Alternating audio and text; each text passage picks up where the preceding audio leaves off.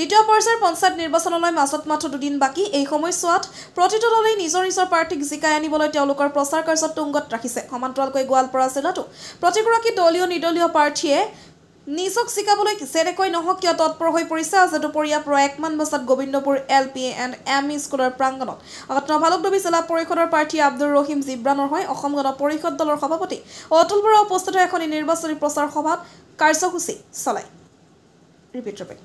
এখন নিৰ্বাচনী প্ৰচাৰ সভাত প্ৰচাৰ কাৰ্যসূচী চলায়। উক্ত সভাত অতুল বৰাই ৰাইজক অৱগত কৰে যে কংগ্ৰেছ দলে ভাৰতৰ স্বাধীনতা অনা দল, কিন্তু এতিয়া আৰু এই দলটোৰ বেলিমাৰ যাওঁ অৱস্থা। কংগ্ৰেছ দলে ধৰ্মীয় ৰাজনীতি কৰাৰ লগতে ধৰ্মীয় সংখ্যালঘুসকলক প্ৰতাৰণা কৰি আহিছে।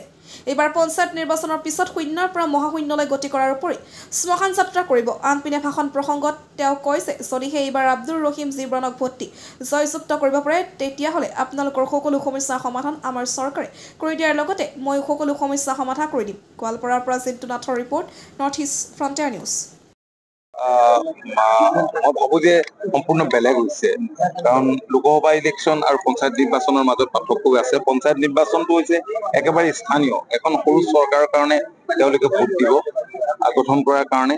আৰু উজনি অসমত উত্তৰ পাৰত বৰাকভেলীত যি ভোট হৈ গ'ল যোৱা 2 তাৰিখে বিপুল সঁহাৰি আমি লাভ কৰিছো, এই কথা একেবাৰে নিশ্চিত।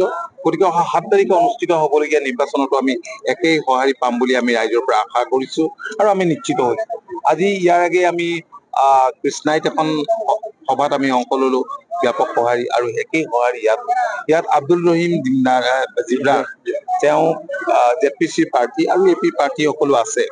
গতিকে ৰাইজে বুজি উঠিছে, ধৰ্মীয় সংখ্যালঘু লোকসকলেও মই ভাবো যে হৃদয়ংগম কৰিছে যে বৰ্তমান পৰিৱৰ্তিত ৰাজনৈতিক পৰিস্থিতিত কোন বাটেৰে বাট বোলা উচিত, কাৰণ ইয়াত তেওঁলোকৰ যথেষ্টখিনি সমস্যা আছে। মই কৈছো যে আপোনালোকে মানে ট্ৰেইন লাইনত নচলাই যদি ৰাস্তাত চলাবলৈ যায় তেতিয়াহ'লে গাড়ী চলিব নেকি?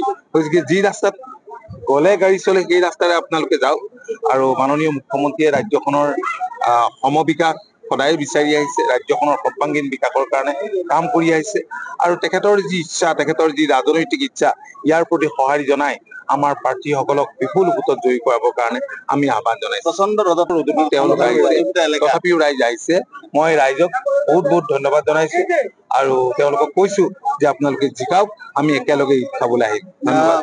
আৰু তেওঁলোকে আহি থাকিব, গৈ থাকিব। আৰু আপোনালোকে জানেই যে এইবাৰ কংগ্ৰেছ সম্পূৰ্ণৰূপে একেবাৰে মই ভাবো যে কংগ্ৰেছৰ এয়া শ্মশান যাত্ৰা, কংগ্ৰেছৰ এয়া পঞ্চায়ততে শ্মশান যাত্ৰা আপোনালোকে দেখিব। তেওঁলোকে শূন্যৰ পৰা মহাশূন্যলৈ গতি কৰিব আৰু এই ৰাইজৰ দল, জাতীয় পৰিষদ, এইবিলাকতো কংগ্ৰেছৰ সৃষ্ট, কংগ্ৰেছৰ সতি সন্ততি। মাজে মাজে কাজিয়া কৰে, মাজে মাজে মিলে আৰু কাৰ হৈ কাম কৰি আছে অকমান ৰাইজে ভাবিলেও বুজিয়ে পাব নহয় কি কৰি আছে। গতিকে ৰাইজে সেইমতে সিদ্ধান্ত ল'ব।